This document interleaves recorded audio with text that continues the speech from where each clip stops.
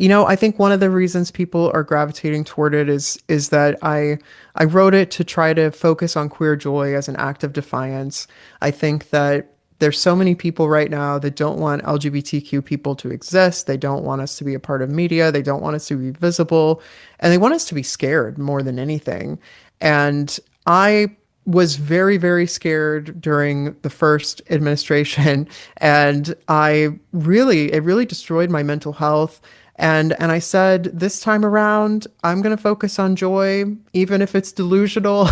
I'm going to protect my joy, protect my love, protect the things that make me me. And I'm going to model that for others and put that out there in the universe to, maybe give people permission that they can focus on joy too.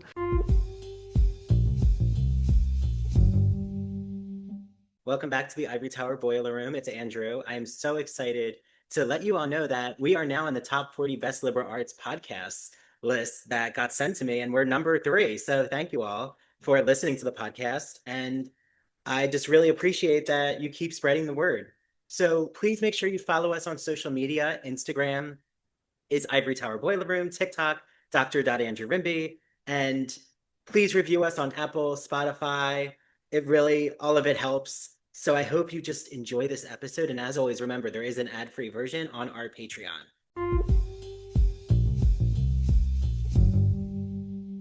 Hi, everyone. It's Dr. Andrew Rimby. Welcome back to the Ivory Tower Boiler Room podcast. So just a quick housekeeping note, which is if you've tried to find the Ivory Tower Boiler Room on TikTok, it is suspended because I think I shared too many queer TV show clips from Heated Rivalry.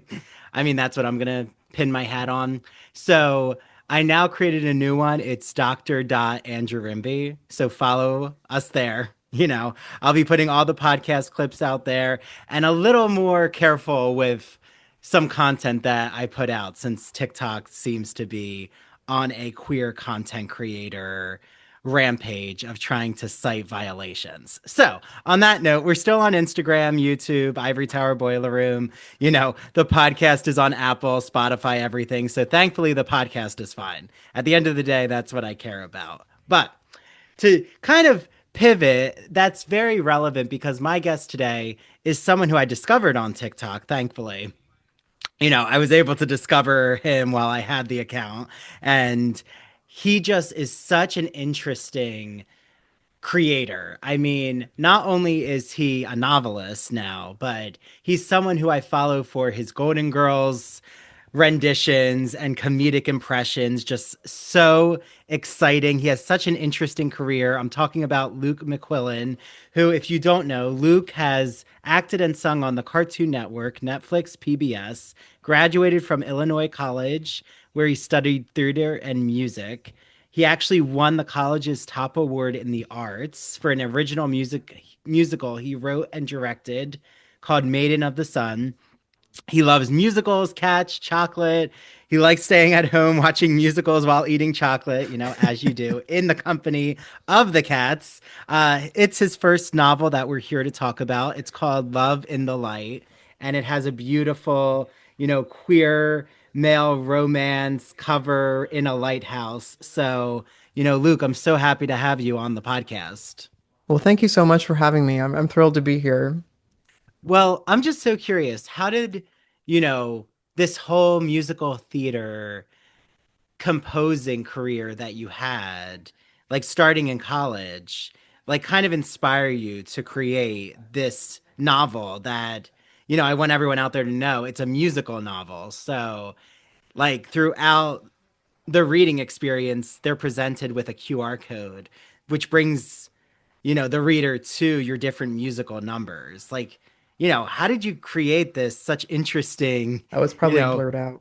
um, amalgamation or just blending of genres of musical theater and the creative writing Well, background? thank you. Thank you for that question. I've always loved books and I've always loved musicals. And I've had this idea in the back of my head for probably 10 or 11 years. Like, what if I combined those two loves? I was briefly, in addition to theater and music, I was briefly a creative writing major in college, and I studied short fiction and I studied, playwriting on both the English major side, and then I pivoted to theater major where I really focused on script writing. And it's just always been this idea in the back of my head. I think some of it probably goes back to the books I grew up loving as a kid. There are a lot of children's novels that are technically musicals. A lot of Roald Dahl, like James and the Giant Peach and Charlie and the Chocolate Factory, they actually have characters break out into song on the page, but you just have to imagine the music. I've even seen arguments that Tolkien's The Hobbit is a musical, which I love that argument, and I can totally see that. And so I wanted to take those pieces of literature that I grew up loving and use that as an inspiration and say, well, what if I take it to the next level? What if I actually write and produce these songs and make a full immersive musical novel so that when the characters break out into song, you can actually hear them and go along that musical journey with them. And so it started from that very small question, what if my characters could actually sing? And I kind of went from there.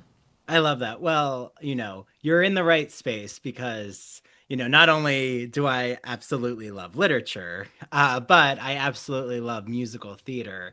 And I think that the two inform each other in a way. Like, because, like you've said, musical theater is a genre where those songs are needed to express deep emotions that just can't be recited without the music.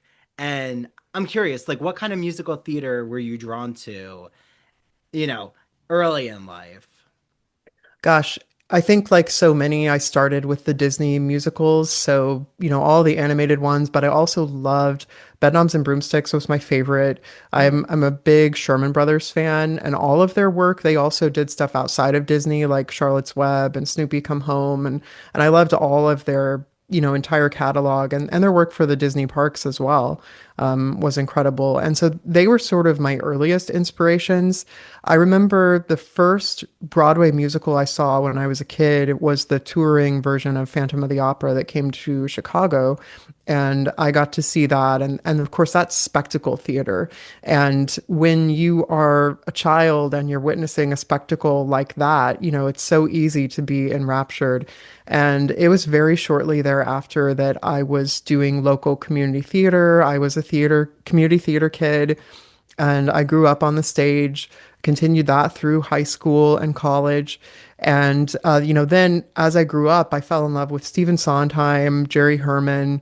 I've been in Into the Woods twice, once as Rapunzel's prince and once as Jack. And that was really incredible. And some of my dream roles are Sondheim. And so I think that probably there's a huge well of inspiration I drew from, but for this book in particular, because it's set in the 30s, I was drawing a lot on those old Hollywood movie musicals. And, a lot of the Sherman Brothers work, even though they were writing it in the 60s and 70s, they were set in the 30s or before. And so I was able to draw some inspiration from them as well. But, I was in Anything Goes when I was in high school, and I played Billy, the male lead in that. And so there's definitely some Cole Porter influence as well, in the book with that sort of bouncy, catchy, 1930s music. And I was really trying to capture that vibe. That makes so much sense because as I'm reading, your book and hearing even from the overture, which thankfully you give us an overture, I am so sad. I mean, I live right outside of New York City, and I get so disappointed that like the classic overture has kind of gone by the wayside and fallen Yeah. away. And I love listening to the Gypsy overture is my favorite, but there's just something about that opening, the opening notes and that excitement of like Yes. what's about to await you and like the MGM movie musical. I Hmm. just feel like for some reason you are probably a fan of White Christmas. Is that Yeah, like an absolutely. accurate Yeah, assumption? that's one of the first movie musicals I saw as a kid, actually. And I have really fond memories of that. And I would go around my house singing "Sisters" as a little I thought that kid. was going to be the number And you'd say. yeah, yeah, of course. And I love Mary Wicks. She's in that. People forget that she's in that. She's probably best known for Sister Act, but anyway, I digress. But yeah, I love White Christmas. Yeah, have you ever done the sister's number as one of the Golden Girls, like B. Arthur impressions that you do on social media? That would be so fun. I would absolutely love to do that. Maybe if I have time before this Christmas, we'll see. That life is so crazy busy right now for everybody. So Well, I think it would be really interesting. And also, it thank was my you. first time seeing it recently because as we're recording this, I'm going to see a live version of it.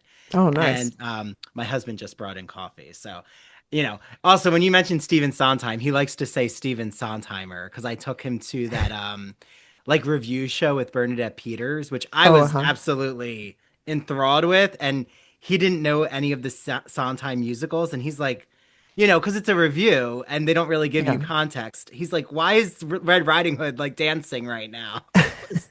And it was Bernadette Peters as Red Riding Hood, but Oh, that's incredible. it was incredible. I got to see her on Broadway in A Little Night Music. So another Oh one of my yes, I favorite saw her in Sondheim that. shows. I was Oh, in the that's nosebleed amazing. though, so that was an experience. Yeah, I saw it when it was her and Elaine Elaine Stritch. Stritch, Yep. yes. Which I feel like, have you done Elaine Stritch impressions?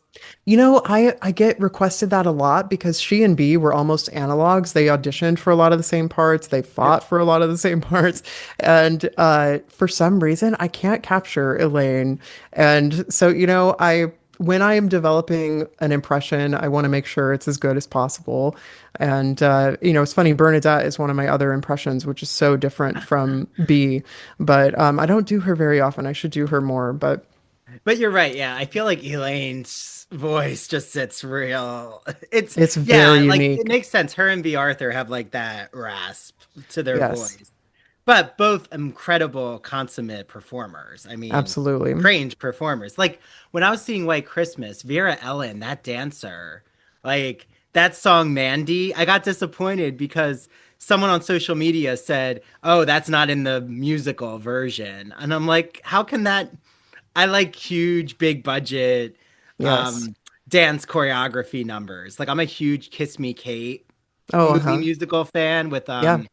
From This Moment On, the Bob Fosse, Ann Miller. I just Yes. so like reading your novel, it did bring me back to that really the way that romance and the musical go hand in hand with those MGM movie musicals. And, That means you know, so much to hear. Thank you. yes, and there's such a queerness about these movie musicals. Like what is it about, these iconic performances that you think like can we attribute it to Judy Garland, which 1939, I think Wizard of Oz, and that's also the Yeah, setting of your novel. that's right. Yeah.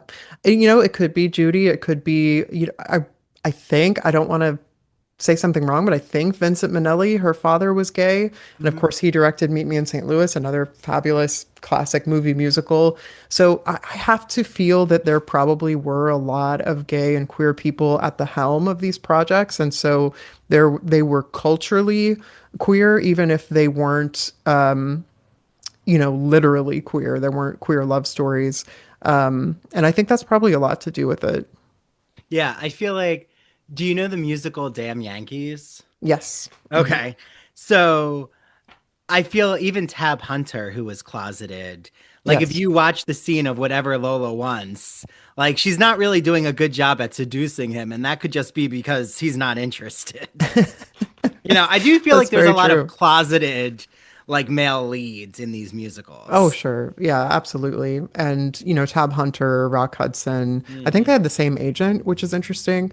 Um, but yeah, absolutely. There were so many closeted people because it was a different time, Yeah. and Tab actually got to come out later and he made a hilarious, very dark comedy film with Divine called Polyester, Oh, I which don't know is that. I'm gonna have to watch it. it's a John Yeah. Waters film. It's Ah, it's out there, okay. but it's Is it out enjoyable. there like Crybaby out there or out there like Hairspray?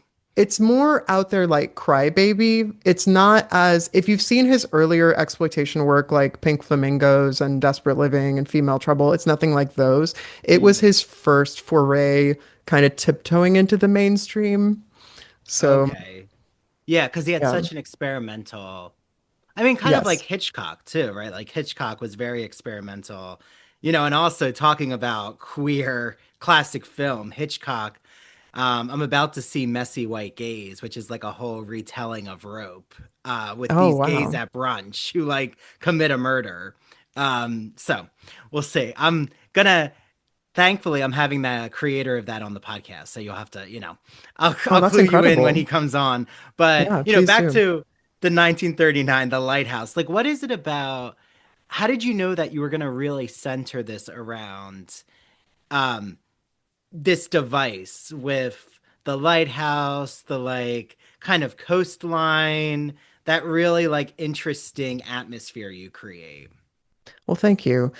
I've always been obsessed with lighthouses my whole life. I've always thought they were so mysterious and romantic and interesting, and there's something about them that is also very remote and removed from society. You know, a lot of them are hard to get to. Some of them you can only get to by boat. And there's this very isolated quality. And when I decided that I wanted to do a historical romance set in a lighthouse, one of my first thoughts was, actually, that would have been such a safe place for queer men to have a relationship in the past because they were so removed from society, they were so remote. And then I thought that that also was really beautiful symmetry with the fact that lighthouses are this beacon, they are this protector. And so for my two guys in the book, it literally is a harbor for them to explore their forbidden romance. And so there was this, synergy there that I was like, oh yeah, this is it. And then as far as 1939, the reason I chose 1939 was because that was, it sounds so nerdy, it was a pivotal year in lighthouses. 1939 was the year the U.S. Coast Guard took over all of the lighthouses in the country. So there was this, and this is real, there was this transition. There was actually a branch of the armed forces called the Lighthouse Service, and they did some of them, and then there was another organization that did others, and then there were a few privately owned, like the one in my book. And the Coast Guard decided, we're just going to make all of these the same across the board. We want consistency. We want, the same rules and regulations for all of them. And so I thought, okay, well, if they're in this lighthouse and it's so important to them, what happens if it's threatened? What happens if the Coast Guard comes in and takes over operations? What happens if it gets automated? And that was happening too, the very beginning of the automated lights where you're no longer having live-in keepers. And so it created this pain point in the novel that I knew would be really interesting for the guys to have to deal with, have to navigate. What are they going to do? And I hate stereotypical third act breakups. And I didn't want to do a third act breakup in this book. And so I thought instead, let's do a third act challenge where there's an outside force to that is challenging the two guys, and that is that lighthouse being threatened. And so, the lighthouse is almost a character in the book because it's so important for so many aspects of the story, for so many aspects of their relationship. And I know I probably rambled a little bit there. So No, this is so interesting, and like the metaphorical power of what you're saying about them harboring the secret love and like actually being at the harbor. Like I just love that kind of two-pronged approach that you're describing here.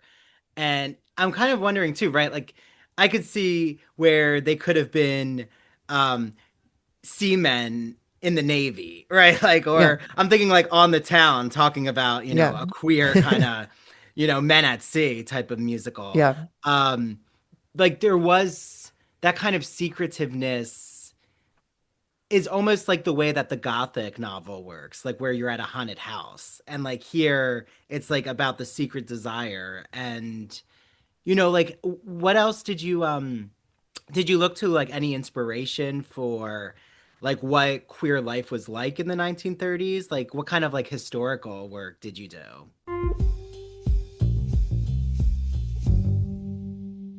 Looking for summer reads, The Gay and Lesbian Review, a bi-monthly magazine that features arts and culture conversations about the LGBT community, has you covered. The July and August issue is all about summer getaways and artists. So, for example, there are articles about David Hockney. There's an article about the sculpture in Central Park that some of you, if you've seen Angels in America, definitely recognize, by Emma Stebbins. So I can't wait for you all to get your hands on this issue. As always, there are TV reviews, film reviews, book reviews, theater reviews. So if you just don't know where to begin with LGBTQ literature, this is a great magazine to inspire you to add more books to your to be read pile. I love the Gay and Lesbian Review, and I'm so happy because I have a promo code for you. Go to glreview.org and get the print subscription or the digital subscription and put in ITBR choice for a free issue of the magazine.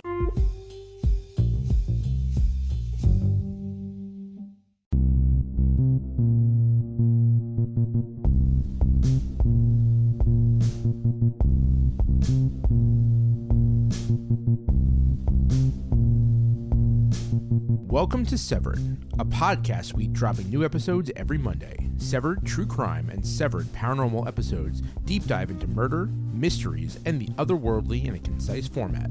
A 7-minute story to frame the case with thoughtful analysis and our usual banter. We sometimes find the lighter side of darker cases. We offer 3 spin-off shows, Severed Strange Stories, Severed Haunted You, and Severed Serial Killers that highlight the unusual to lighthearted topics from the digital dumpsters of true crime, haunted universities, and the minds of madness like Ted Bundy and Jeffrey Dahmer.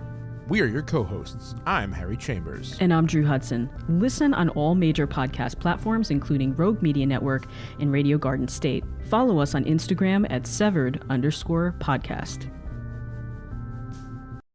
Sure. I am a huge fan of Mae West, and Mae West was an early supporter of gay rights and drag queens and queer culture. She actually went to jail for obscenity on Broadway because she wrote a play that had drag queens in it and was about sex and some other taboo subjects in at the time period.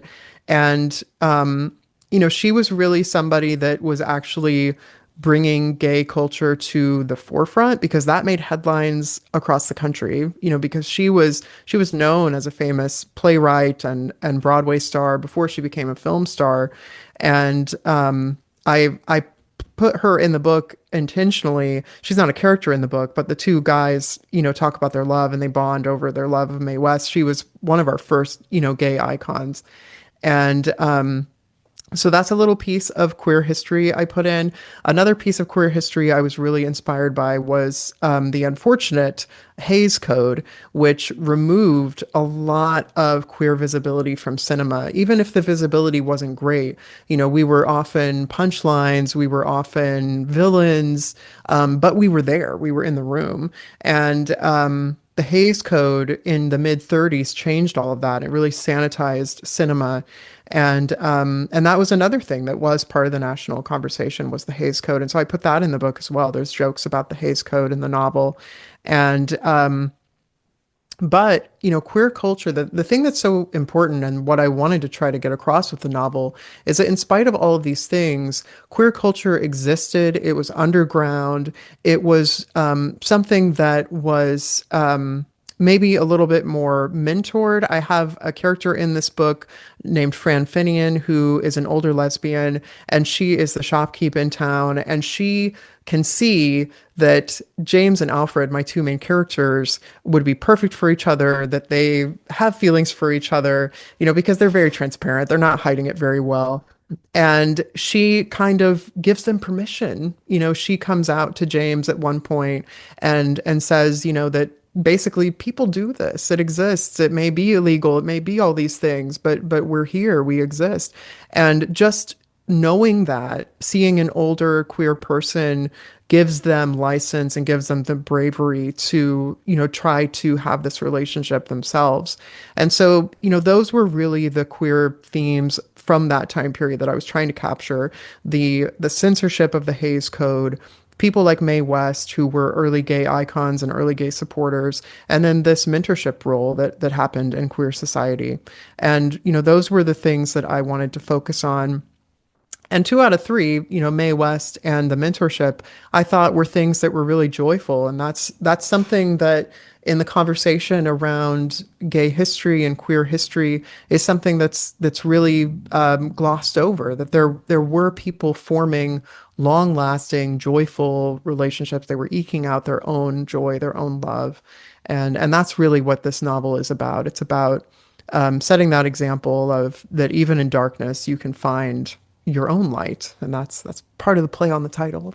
Yeah, well, and what a message that is so urgent. I mean, like, is there anything, that you feel even readers of yours, and it's amazing to see. I love seeing your sending out your signed copies and just the orders and people's responses. Like, what is it about your book? I mean, you've touched upon it, but it's so timely right now in the climate that we're living in. Thank you. I think one of the reasons people are gravitating toward it is that I wrote it to try to focus on queer joy as an act of defiance. I think that there's so many people right now that don't want LGBTQ people to exist. They don't want us to be a part of media. They don't want us to be visible, and they want us to be scared more than anything. And I was very, very scared during the first administration, and it really destroyed my mental health. And I said, this time around, I'm going to focus on joy, even if it's delusional. I'm going to protect my joy, protect my love, protect the things that make me me. And I'm going to model that for others and put that out there in the universe to, maybe give people permission that they can focus on joy too. And because at the end of the day, choosing joy and hope over choosing fear and self-censorship, and internalized homophobia, it is a hard choice, but it's a choice that can radically change and improve your life, I feel. Absolutely. Yeah. I mean, so well put. And Thank you. like, how did you kind of decide, um, specifically too, with, the musical numbers interspersed? Like, how did you decide how explicit, like, that, like, what kind of audience you were envisioning? Because, now Heated Rivalry has really, like, caught steam and is steamy. But we also have Boots, which is like very realistic and grounded in the military and not really Mhm. explicit with anything sexuality wise or with sexual situations. So, like, yeah, how did you know kind of which direction you were going to go in when it came to um, the type of portrayal of their desire? That's a great question.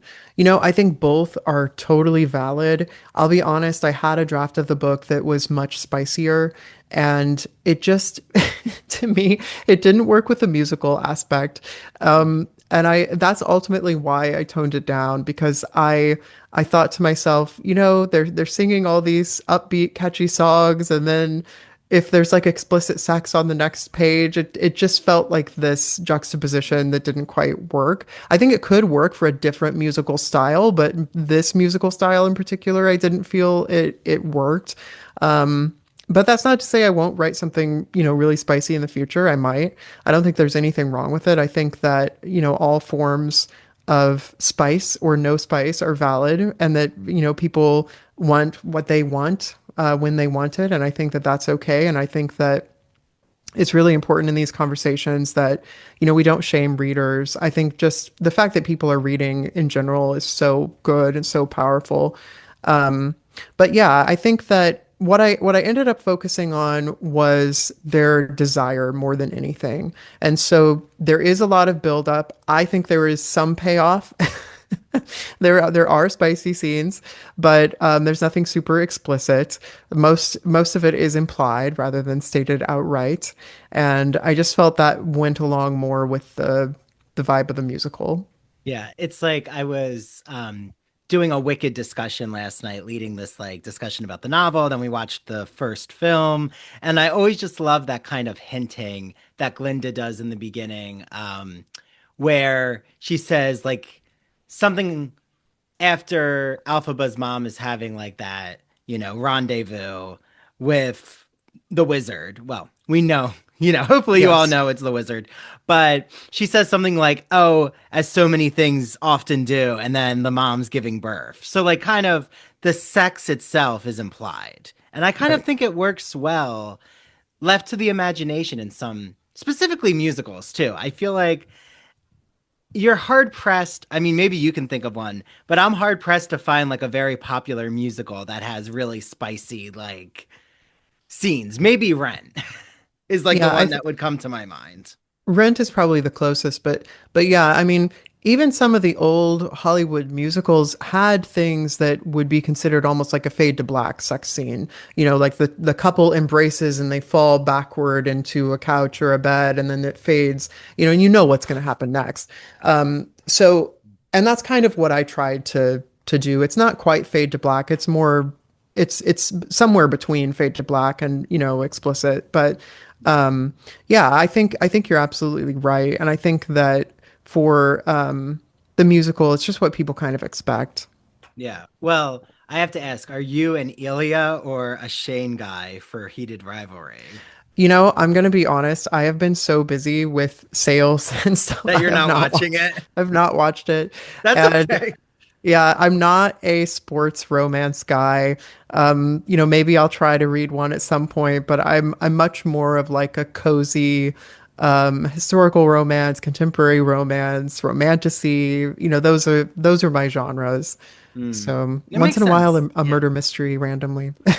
Yeah. Well, is there anything that like in modern day or things that like literature, like are there certain authors that you gravitate towards who might have served a kind of inspiration for even your writing process? Why does anything exist? Why is there something rather than nothing? I think that's a question we all, as curious people, have asked ourselves. And let me tell you, Professor Stephen A. Simon's new book is so thought provoking that I can't wait for you all to pick it up. He provides his experience as a professor of political science and philosophy to explore that question with such a variety of perspectives from science, religion, philosophy, and even mathematics. He helps us understand what could possibly explain the most fundamental fact of all, that anything exists. So you can get this from broadviewpress.com. The floodgates have opened with science fiction as a genre in my life because I owe this to my husband and I'm going to give him credit. He has really gotten me to think more about sci-fi, film, and literature. I have to say, Minority Report, absolutely amazing. And Alien, I mean, who doesn't love that alien coming out of that human body in the first film?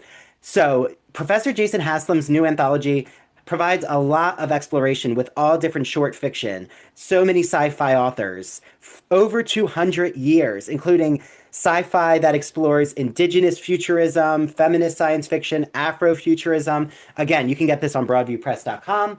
And last but not least, my upcoming episode with Professor Matthew James Vachinsky explores his book, which is Original Inquiry, a guide to research for undergraduates, a great toolkit for all faculty out there who are just trying to find a book that helps their students understand how to collect research sources and then, right, the hardest part, build and organize their essay with all of these sources and to make a cohesive argument.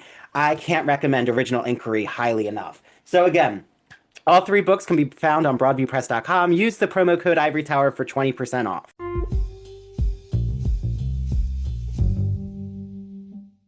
Are you a fan of classic Hollywood movies?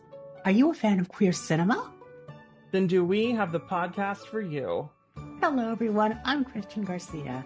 And I'm Luke Delmar. And we are your hosts of That Old Gay Classic Cinema, where we take a look at some of the greatest films of all time and analyze them through a queer theoretical lens. Let's be honest. LGBTQIA plus people have been a part of Hollywood since its inception, and this podcast celebrates those artists and entertainers of yesteryear while also taking a closer look at the queer-coded characters and stories in classic Hollywood films long before queer representation entered the mainstream. So follow us down the road of classic cinema as we give you a guide to some of the films that touched our hearts, brains, and even gave us courage to be ourselves. You can listen to That Old Gay Classic Cinema wherever you get your podcasts, and be sure to follow us on Instagram, YouTube, and TikTok. All right, listeners, we're ready for our close-up.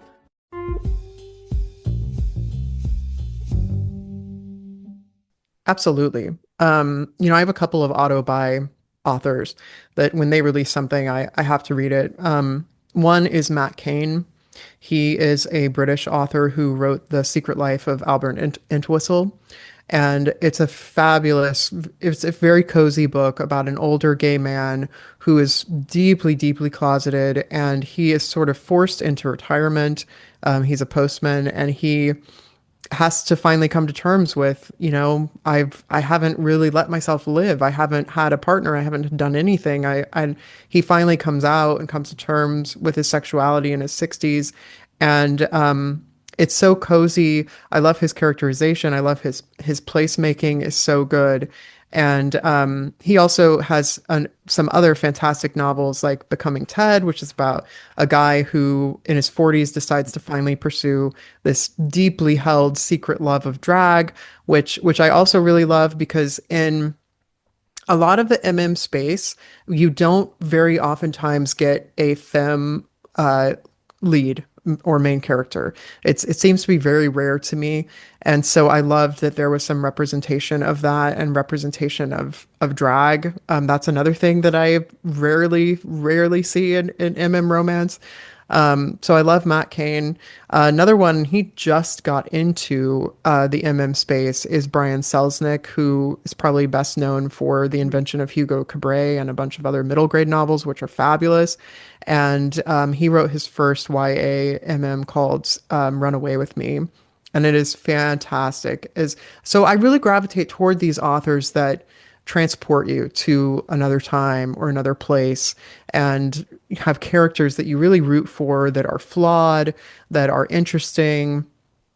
And that's what I'm really looking for when I sit down to read. And those are two of my absolute favorites. Yeah, well, and I was just having this conversation with a Jane Austen scholar about like the coziness of Jane Austen's novels and like whether or not it's an issue to like gravitate towards literature for escapist reasons. And like she has her own view about like if you don't see the merit of like the literature or like not taking it seriously. But I do think like when you say like you look to literature, like you really love cozy reads, what do you mean by that, Luke? I think that I mainly mean that life is so dark right now, and there's so much craziness that I couldn't take. I used to read. I've read Hunger Games, and it felt like another lifetime ago. I've read 1984, and Brave New World was one of my favorite novels of all time. I went through the whole dystopian thing, and I need coziness now, it's for my mental health more than anything. Yeah. I think like that reading The Handmaid's Tale is very right, exactly. depressing. Like it's important literature. It's so good that it's out there. It sends a very important message, and I validate all of that. But for right now, being a queer autistic individual, and both of those things are under attack with the current administration. So I'm just kind of gravitating toward work that is going to uplift me and fill my cup and make me remember that there's hope and joy in the world and that those things are possible. And I also still want it to be great literature. I want it to be well written. I want it to be compelling. I did have a one of my beta readers actually pushed back on me a little bit that my book was cozy, and they were like, well, you've got stuff about the Great Depression and job scarcity and automation, and they're facing all this stuff, and there's some thrilling moments, and I said, well, I still feel like it's cozy because it's escapist from with the musical aspect, and they create their own world, and that's very cozy. It's primarily in one location. I have all these sort of rules in my head for what makes a book cozy. And so I guess maybe it would be helpful if I go over those. I feel like it's got to be in primarily one location. I think if somebody's out on an adventure, that would be hard to feel cozy. So there's got to be some kind of domesticity. So in my book, both of the guys love to cook for each other, and there's this back and forth of them cooking and sort of making house together, and that's very cozy. And then the stakes should be fairly low. There are some high stakes in my novel, but I think that cozy can have those higher stakes. It's where the focus is and how long you stare. It's kind of, there's that great RuPaul quote.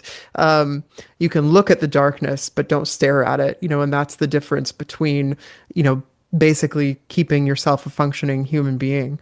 And so there are high stakes things that happen in this book, but we don't stare at them. We look at them and we move on and we deal with them. So that's kind of, I don't know, does that make sense? Yeah, totally. It does. So yeah, that makes sense too. Like why, when you're faced with such adversity or just the intensity of the environment of our current politics, you don't really want to, it can be hard to like continuously absorb material that really affects our mental health, right? And I think too, it's kind of like if you just play the news on a loop, like it really does create anxiety. It does. And like how did you feel too trying to like figure out even with like the way that you've promoted your book, which is like I see all the work you put into promoting the book, like what's been the hardest, like just trying to get your work out there specifically too, because it's right that this is self-published, is that right? Yep. Okay. Yeah, so like you're the one who has to do all the press for it and really like market. So, how have you approached that in terms of like trying to find the audience? Well, I really try to focus. I got some advice early on with TikTok, and I'm happy to share this with other authors if there are other authors listening, that when you are making a TikTok, you're going to want to focus on craft because writers all love talking about our craft and our process. But unfortunately, that attracts other writers, not readers. And so you really want to try to gear your work toward finding your perfect audience who you think would love your book. And sometimes it's as simple as saying that. I'm lucky to have had a few viral videos about the book, and they almost always start if you love musicals or if you love romance and musicals, and it's a quick hook that gets people in, that attracts the readers you're trying to find. And I think that's probably the main thing. And then it's a volume game. It's a numbers game. I try to make a video every day. TikTok Shop, I think, encourages you to post 3 to 5 times a day. I don't think I've ever gotten anywhere close to that, but I feel like once a day is what I can handle, having another job and still trying, I'm doing the audiobook for this book, and I'm starting to work on my second novel as well. And I think that, putting yourself out there, being vulnerable with why you wrote it, that is another thing that really attracts readers. They want to know the why. They want to know what motivated you to do this. Because, people that are just putting out AI slop, they have no passion for it. They're not going to be genuinely motivated from a heartfelt place. They're not going to have a deep-seated or a long-held belief or love for a story that takes years to come out. And that kind of passion, people clock that if it's there or if it's not there.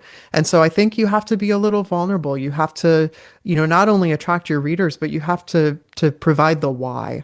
And I think that that's really important. Yeah. Do you feel like there's been interesting parasocial relationships you've kind of created with your readers? Like, do you have any stories about like those who have been coming to terms with their sexuality and like have turned to your book for uh visibility reasons? I've got to tell you, I've gotten comments that have made me cry. People have shared that the opening number in particular seems to really impact gay men, and I wrote that to try to capture the the wrestling that we do internally before we come out of, is this something that I can ignore? Is it something that's innate? And it means the world to me that people are resonating with that opening number in particular, and that it is, having the intended effect, which is, capturing that. So much of this book was me trying to capture honesty in the queer experience. And when I get comments that validate that, that's just, I mean, you couldn't ask for more as a writer. And I think another thing that people really have resonated with is the Fran Finian character, this older lady who's a mentor to the two guys, and that means the world to me. I put a lot of heart into her. Obviously, the voice is based off of my B. Arthur impression, and so I got to sort of cast her is how I feel about it. I cast my impression. I figured I've played B for Cartoon Network and Netflix and all these other places. I'm going to write something for my B impression myself. And those are the two things that really seem to resonate with people. That honesty about the coming out experience, and then that mentorship story, and those two things, it just means the world when readers share that, or share that. Another comment I've gotten several times is people ask me, I can't stop thinking about the guys, what happened after the book. This book has stuck with me. And that's some of the highest praise you can get as an author, that people are dwelling in the work, that they're living in it. It's moving with them throughout their lives, and they're thinking of it after the book is over. That's a dream come true as an author. Yeah. Well, I have to ask you, like, how did your fandom around Golden Girls, like, what is it about the show Golden Girls that just like has made such a huge impression on your artistic life? That's a great question. I grew up watching Golden Girls. I actually am old enough that I still remember I was probably 5 years old, 5 or 6 years old when the show ended, but I can remember watching it with my parents and my grandmother. And I Ursula is my favorite Disney villain. This is just totally random. And when I was a kid, I was convinced that B. Arthur was Ursula because their voices are so similar, she and Pat Carroll.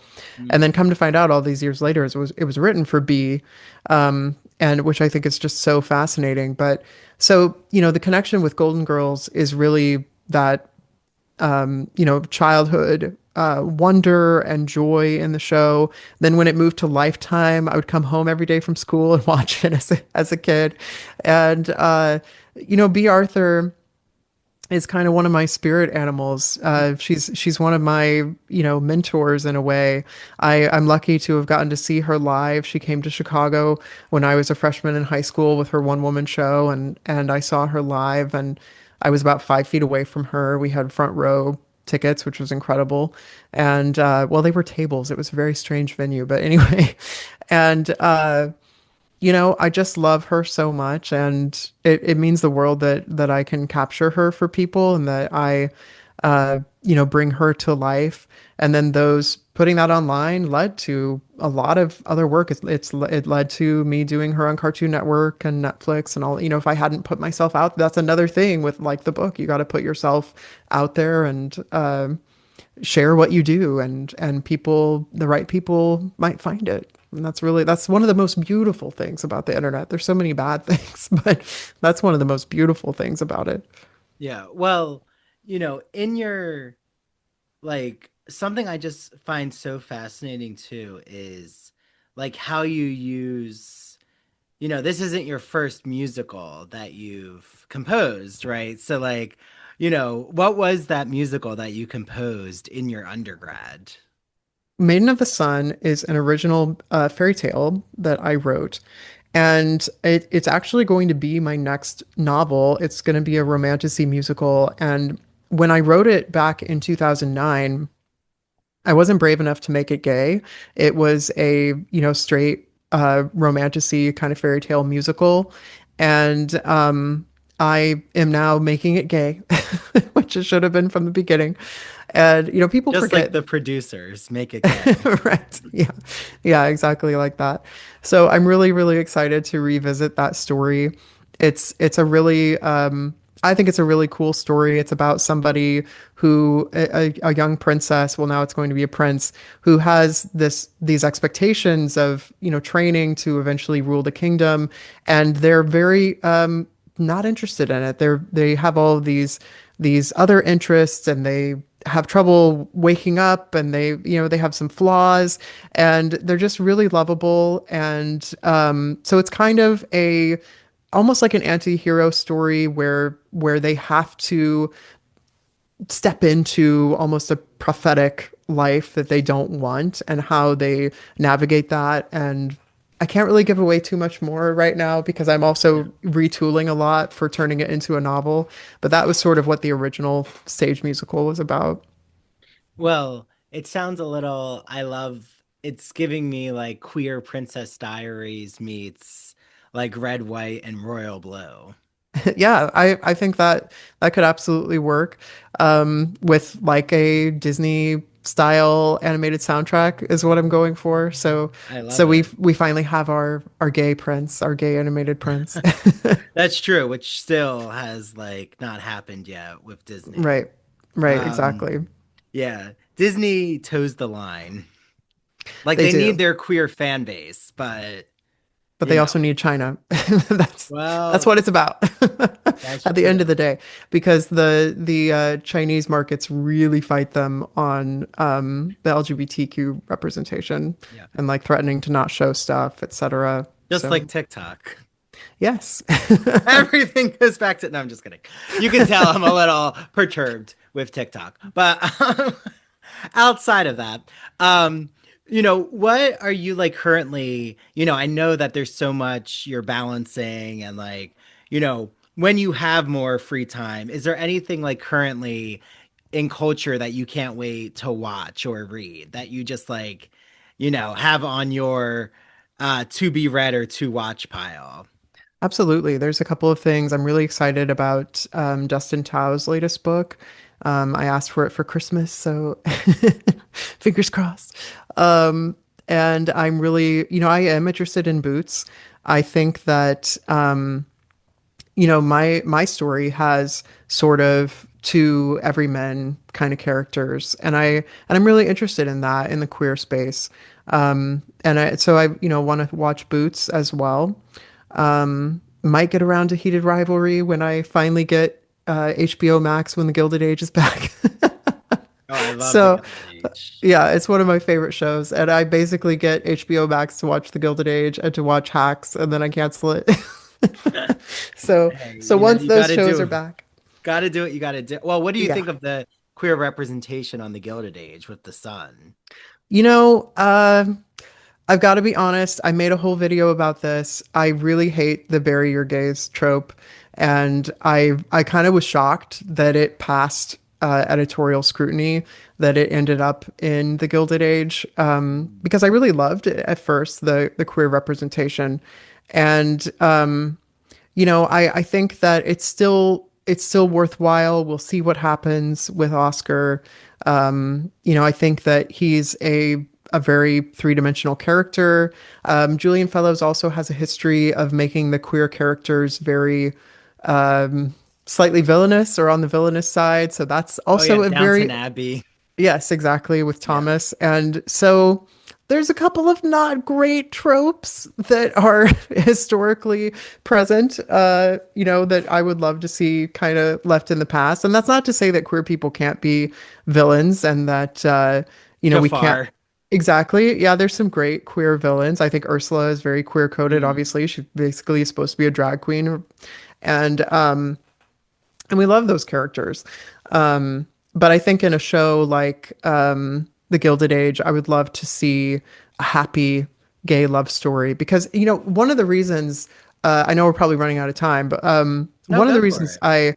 I wrote the book is because when I was in high school in 2004 and same-sex marriage was legalized, this has never left me that they were interviewing so many of the couples in the courthouse that first day in Massachusetts.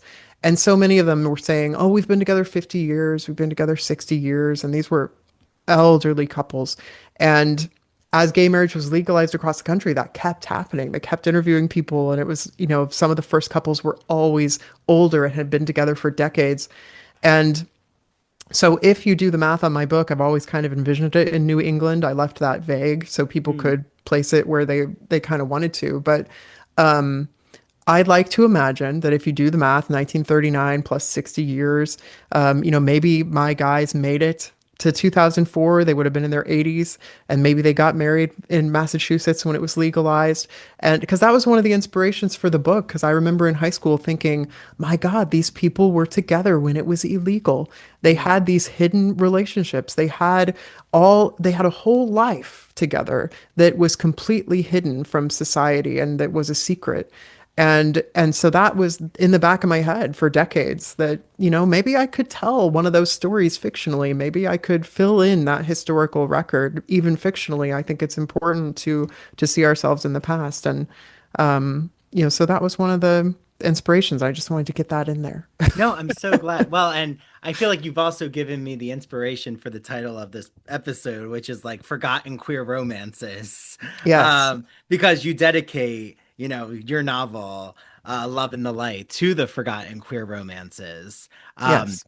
and also, I feel like your novel pairs so well with the documentary, The Celluloid Closet, I which love that documentary. I know. I feel like they need to revitalize it. But hopefully like do like a more modern interpretation too. Because, some things have changed, but like you said, legalizing same-sex marriage is in our very, very recent past. Yeah. Um, and is still teetering on the edge of, the Supreme Court flirting with taking that case up again, which, uh, is a Yeah, whole exactly. frustration. Yeah. But Luke, ending on a bright note with your book and that escapist feeling, how can everyone, get their hands on Love in the Light, a signed copy, which I have a beautiful signatures of Luke in the cover here. And also, how can they follow you too on social media? Well, thank you for the question. So I am selling signed copies at lukemcquillan.com. That's LukeMcQuillan.com. And I am selling them on my TikTok shop as well with the username Luke McQuillan Books.